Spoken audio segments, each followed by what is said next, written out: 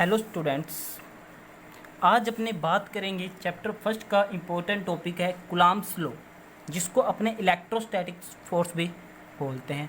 तो Coulomb's law क्या बोलते हैं, मतलब इसको कुलाम्स लॉ क्या होता है कि मान लो मेरे पास कोई 2 पॉइंट चार्ज है, ठीक है। एक ले लिया Q1 है, दूसरा मान लो Q2 है, जो एक दूसरे से मान लो r डिस्टेंस पर है।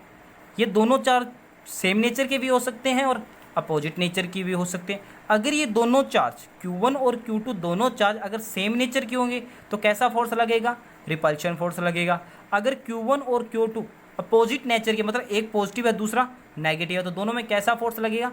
अट्रैक्शन फोर्स लगेगा। तो क्या कहता है ये कुलाम्स लॉ, देखते हैं। According to this law, force of attraction and repulsion, मैंने बता दिया अगर दोनों चार्ज सेम नेचर के होंगे तो रिपल्शन, अगर अपोजिट नेचर के हैं तो attraction. Repulsion between 2 point charge, 2 point charge is directly, जो इनके बीच में अट्रैक्शन और रिपल्शन फोर्स लगेगा वो इन दोनों चार्ज के मैग्नीट्यूड के प्रोपोर्शनल टू होगा। मतलब जो दोनों चार्ज के बीच में फोर्स लगेगा F प्रोपोर्शनल होगा इन दोनों चार्ज के मैग्नीट्यूड के, मतलब Q1 इंटू Q2। अब देखो, अगर मान लो Q1 प्लस का है और Q2 माइनस का है, तो दोनों का अगर जब इनका प्रोडक्ट करेंगे तो दोनों का क्या लेके चलना अपने को? मैग्नीट्यूड। देखते हैं, तो the point charge is directly proportional to product of the magnitude. Magnitude मतलब जो संख्या नेगेटिव है वही मैग्नीट्यूड में आकर क्या हो जाती है? पॉजिटिव हो जाती है। पॉजिटिव तो पॉजिटिव ही रहती है। Of charges and inversely proportional to square of distance then.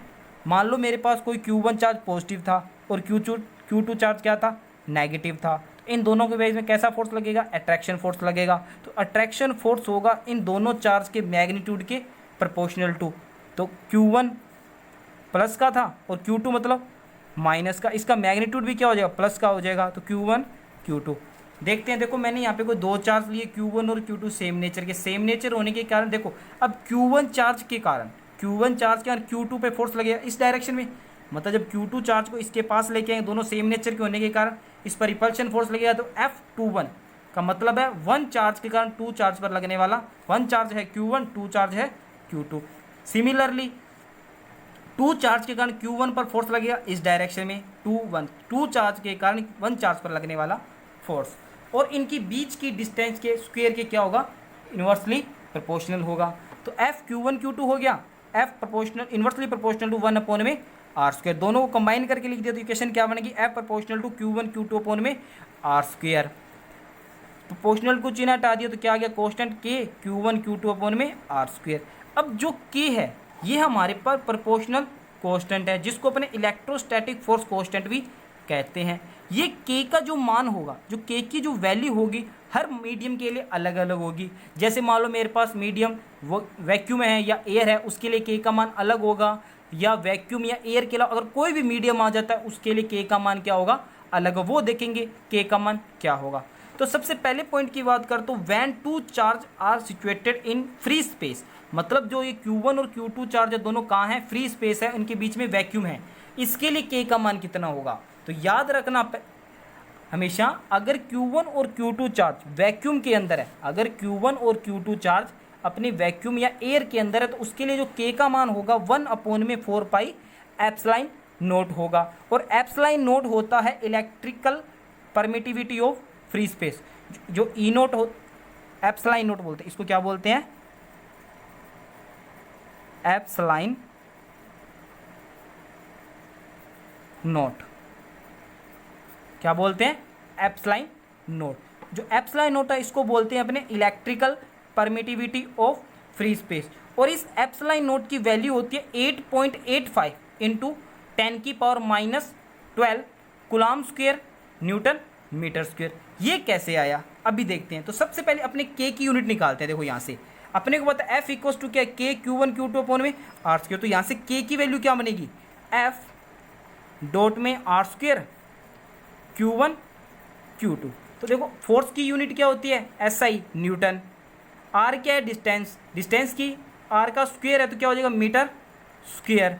अब चार्ज की मैंने बताई थी क्या होती है? कूलम्ब। तो Q1 Q2 दो चार्ज है तो क्या हो जाएगा? कूलम्ब का स्क्वायर। K की यूनिट क्या बनी है यहाँ पे? न्यूटन मीटर स्क्वायर कूलम्ब का स्क्वायर। ये देखो न्यूटन मीटर स्क्वायर कुलाम का स्क्वायर। और के की वैल्यू कितनी होती है 1/4 पाई एप्सिलॉन नॉट। तो एप्सिलॉन नॉट की वैल्यू कहाँ जाएगी, के इधर आ जाएगा, एप्सिलॉन नॉट इधर चले, मतलब जो के की यूनिट की क्या हो जाएगी, उल्टी हो जाएगी। देखो कुलाम का स्क्वायर ऊपर आ गया, न्यूटन मीटर स्क्वायर, कुलाम का स्क्वायर ऊपर आ गया, न्यूटन मीटर स्क्वायर। ये देखो न्यूटन मीटर स्क्वायर कुलाम का स्क्वायर, तो कुलाम का स्क्वायर कहाँ चला जाएगा ऊपर, न्यूटन मीटर स्क्वायर कहाँ जाएगा नीचे। जो एप्सिलॉन नॉट की वैल्यू होती है 8.85 इंटू 10⁻²। अगर इसकी वैल्यू यहाँ रख दें तो इसको सॉल्व करें, जब वैल्यू आएगी अपने पास 9 इंटू 10⁹। तो याद रखना वैक्यूम के लिए जो के की वैल्यू होती है वो होती है 1/4 पाई एप्सिलॉन नॉट। और एप्सिलॉन नॉट को बोलते हैं electrical permittivity of free space. और के की जो वैल्यू होती है वैक्यूम के लिए 9 इंटू 10⁹। अब बात करते हैं अपने सेकंड पॉइंट की। When the two charge are placed in any medium any medium other than air. अब बात करते हैं वो एयर और वैक्यूम के अलावा कोई भी मीडियम आ जाए, एयर और वैक्यूम को छोड़कर अपने पास उन चार्ज के बीच में, उन 2 पॉइंट चार्ज के बीच में कोई भी मीडियम आ जाए, चाहे वो उनको किसी मटेरियल के बीच में रख दें, चाहे उनको पानी के बीच में रख दें, किसी भी चीज़ के कोई भी मीडियम आ सकता है, तो उसके लिए के की वैल्यू होती है 1/4 पाई एप्सिलॉन। इसको बोलते हैं एप्सिलॉन, उसको बोल देते हैं एप्सिलॉन नॉट, इसको बोलते हैं एप्सिलॉन। ठीक है, और इस एप्सिलॉन को बोलते हैं परमिटिविटी ऑफ मीडियम। उसको क्या बोल देते हैं, electrical permittivity of free space, इसको बोलते हैं परमिटिविटी ऑफ मीडियम। तो के की वैल्यू के लिए फोर्स क्या बन जाएगा अपने पास, के की जगह रख देंगे 1/4 pi epsilon Q1 Q2 upon में R²। एम का मतलब है मीडियम, एफ का मतलब है कुलाम फोर्स। उन 2 चार्ज के बीच में अगर कोई मीडियम है तो उसके जो कुलाम फोर्स लगे वो होगा 1/4 pi epsilon Q1 Q2 upon में R²। अगर एयर या वैक्यूम है तो उसकी कंडीशन में 1/4 pi epsilon naught Q1 Q2 upon में R²। अब क्वेश्चन आ जाता है कि डेफिनेशन ऑफ 1 कूलाम। तो 1 कूलाम की डेफिनेशन क्या रहेगी, तो व्हेन 2 चार्ज, कोई भी 2 charge are placed at 1 metre, कोई भी 2 पॉइंट चार्ज ले लिए Q1 Q2, वो एक दूसरे से कितने सेंटीमीटर पे होने चाहिए, 1 मीटर डिस्टेंस पे होने चाहिए। इन वैक्यूम में रखें and experience a force of 9 into 10⁹। अपने को पता अगर वैक्यूम है तो वैक्यूम के लिए के की वैल्यू कितनी होती है 1/4 पाई एप्सिलॉन नॉट या 9 इंटू 10⁹ न्यूटन फोर्स लगे। उन 2 चार्ज Q1 Q2 एक दूसरे से कितने 1 मीटर डिस्टेंस पे और उनके बीच में कितना फोर्स लगे 9 इंटू 10⁹। तो then the magnitude of each charges is 1 coulomb. तो जो चार्ज होगा उनका मैग्नीट्यूड कितना होगा 1 कूलाम होगा। अब आता है next topic dielectric constant, जिसको अपने एप्सिलॉन आर से रिप्रेजेंट करते हैं। किससे, एप्सिलॉन आर से, या इसको बोलते हैं रिलेटिव इलेक्ट्रिकल परमिटिविटी। तो देखते हैं क्या होता है, it is the ratio of absolute electrical permittivity of medium. और मैंने अभी आपको थोड़ा जस्ट पीछे बताया था इलेक्ट्रिकल परमिटिविटी ऑफ मीडियम कितना होता है epsilon to the absolute electrical permittivity of vacuum.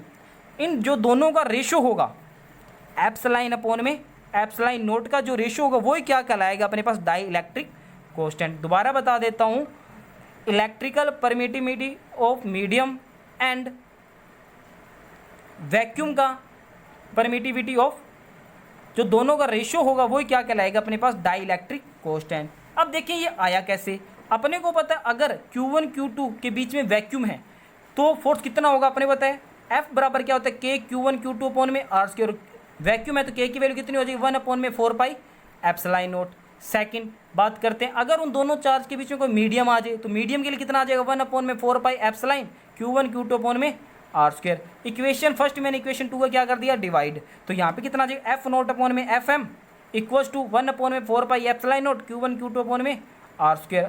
Upon में क्या गया 1/4 पाई एप्सिलॉन, ये एप्सिलॉन नोट नहीं है सिर्फ एप्सिलॉन है Q1 Q2 अपॉन में R²। देखो 1/4 पाई से 1/4 पाई कैंसिल हो गया, Q1 Q2 R², Q1 Q2 R²। तो अपने पास रह क्या गया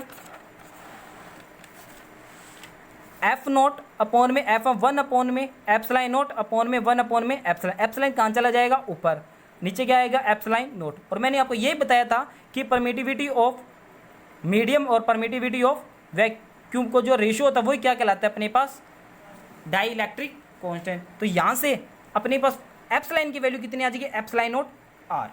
अगर मान लो मेरे पास क्वेश्चन आ गया कोई दो चार्ज है किसी मीडियम में रखे हुए हैं, तो उसके लिए जो कूलम्ब फोर्स होगा वो कितना होता है, अपने को पता है F equals to 1/4 pi epsilon Q1 Q2 upon में मीडियम के लिए।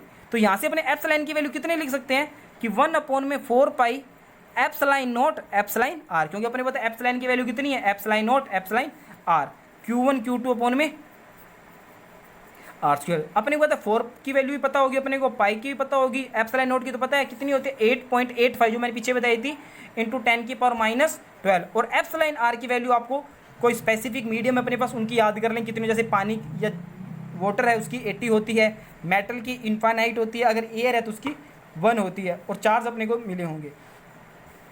तो यहाँ से अगर बात करें जो एफ एम की वैल्यू मतलब मीडियम में जो फोर्स लग रहा है उसकी वैल्यू कितनी आएगी, एफ नोट मतलब जो वैक्यूम में फोर्स लग रहा है अपॉन में एप्सिलॉन आर। तो याद रखना जो मीडियम में फोर्स लगता है वो वैक्यूम में लगने वाले फोर्स से एप्सिलॉन आर टाइम्स क्या होता है, कम होता है। तो देखो in the presence of the other medium electrostatic force will be decreases by factor 1 upon में एप्सिलॉन आर टाइम। तो यहाँ पे देखो कुछ एप्सिलॉन आर की वैल्यू दी हुई है, अगर वैक्यूम है अपने पास उसके लिए एप्सिलॉन आर की वैल्यू कितनी होती है 1। और मैंने बताया था कोई मीडियम वैक्यूम है तो उसके लिए अपने पास के की वैल्यू कितनी होती है 1/4 पाई एप्सिलॉन। यहाँ से देखते हैं अगर मेरे पास कोई मीडियम है तो उसकी वैल्यू कितनी होगी 1/4 पाई एप्सिलॉन, और एप्सिलॉन की वैल्यू कितनी होती है 1/4 pi epsilon naught epsilon R. अगर मैंने कहा था मेरे पास कोई मीडियम एयर है तो एयर के लिए एप्सिलॉन आर का मान कितना होता है 1, तो अपने पास क्या रहेगा 1/4 पाई देखो मैं दिखाई नहीं दिया एक बार आपको, 1/4 पाई एप्सिलॉन, यहाँ पे कितना आएगा 1/4 pi epsilon naught epsilon R. और एप्सिलॉन आर की वैल्यू एयर के लिए वैक्यूम के लिए कितनी है 1, तो के की वैल्यू क्या रहेगी 1/4 पाई एप्सिलॉन नॉट। और यही मैंने वैल्यू आपको बताई अगर अपने पास कोई मीडियम है एयर है या वैक्यूम है तो उसके लिए के का मान कितना होगा 1/4 पाई एप्सिलॉन नॉट। अब देखो एक न्यूमेरिकल है अपने मेरे पास, न्यूमेरिकल क्या है देखो, the force between 2 point charge. मान लिया ये मेरे पास कोई 2 पॉइंट चार्ज है, Q1 मान लो इसको मान लिया Q2। आगे क्या दिए हुए हैं, point charge kept in vacuum, कहाँ पे रखे हुए हैं वैक्यूम में रखे हुए हैं। वैक्यूम में इसके बीच में फोर्स कितना लग रहा है 18 न्यूटन। तो वैक्यूम में फोर्स को मैं एफ नोट से दिखा रहा हूँ, कितना लग रहा है इसमें 18 न्यूटन। अगर ये दोनों चार्ज कहाँ रखे हुए हैं वैक्यूम में रखे हुए तो इस पर फोर्स कितना लग रहा है 18 Newton. If a glass plate of 1 mm अगर 1 mm thickness and dielectric constant 6, कोई ग्लास प्लेट दी है और इसके लिए अपने को डाइइलेक्ट्रिक कांस्टेंट की वैल्यू कितनी दे दी 6, etch kept between this charge. मतलब उस प्लेट को अगर अपने मान लो ये प्लेट थी, इसको अपने मैंने कहाँ ला के रख दिया इन चार्ज के बीच में ला के रख दिया, तो पूछ रहे then find the value of force, तब इनके बीच में फोर्स कितना लगेगा। और मैंने अभी आपको एक रिलेशन बताया जो मीडियम में फोर्स लगता है वो क्या होता है वैक्यूम में फोर्स अपॉन में एप्सिलॉन आर। तो यहाँ पे एफ एम की वैल्यू पता होनी चाहिए, मीडियम कितना फोर्स लग रहा है एफ नोट अपॉन में एप्सिलॉन आर। और अपने को एफ नोट वैक्यूम में फोर्स कितना लग रहा है 18 अपॉन में एप्सिलॉन आर क्या होता है डाइइलेक्ट्रिक कांस्टेंट की वैल्यू कितनी दी 6। तो एफ एम की वैल्यू कितनी आ गई यहाँ पे एफ एम की वैल्यू देखो दोबारा बता दो, एफ एम इक्वल्स होता है एफ नोट अपॉन में एप्सिलॉन आर। ये ऊपर पढ़ के आए हैं जो मीडियम में फोर्स लगता है वो एप्सिलॉन वैक्यूम में फोर्स अपॉन में क्या होता है एप्सिलॉन आर। तो यहाँ पे कितना आ जाएगा वैक्यूम में फोर्स कितना दिया अपने को 18 और डाइइलेक्ट्रिक कांस्टेंट की वैल्यू कितनी दी है 6, तो मीडियम में जो फोर्स लगेगा वो कितना लगेगा 3 न्यूटन। ये आ गया अपने पास आंसर इसका, आप इसको देख लो एक बार, इसको कर लेना अपनी हिसाब से।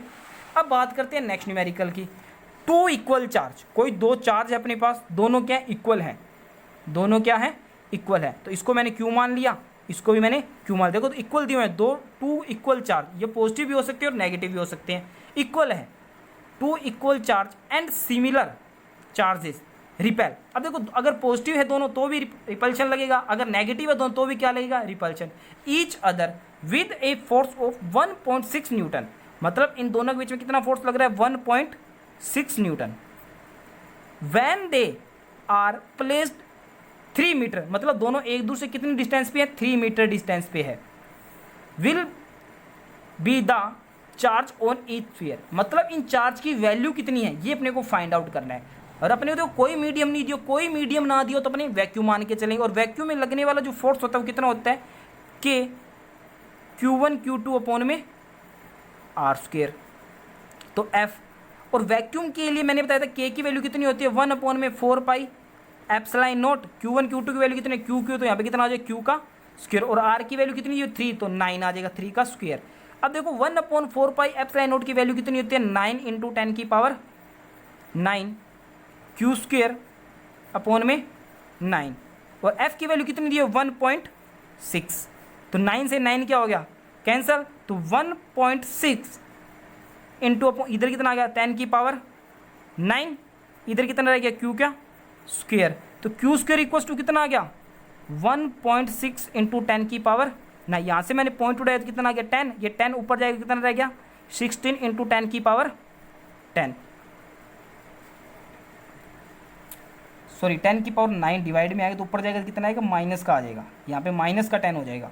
तो यहाँ पे अगर Q की वैल्यू देखेंगे तो कितनी आ गई 4 इंटू 10 की पावर -5। अगर देखो मैंने 10 से डिवाइड कर दिया और 10 से क्या कर दिया मल्टीप्लाई, तो यहाँ पे कितना हो जाएगा 14 इंटू 10 की पावर -6, और 10 की पावर -6 क्या होती है माइक्रो, तो Q कितना आ जाएगा 14 माइक्रो कूलम। ठीक है, अब बात करते हैं next numerical, the force between two charge is F। मान लो मेरे पास कोई दो चार्ज हैं,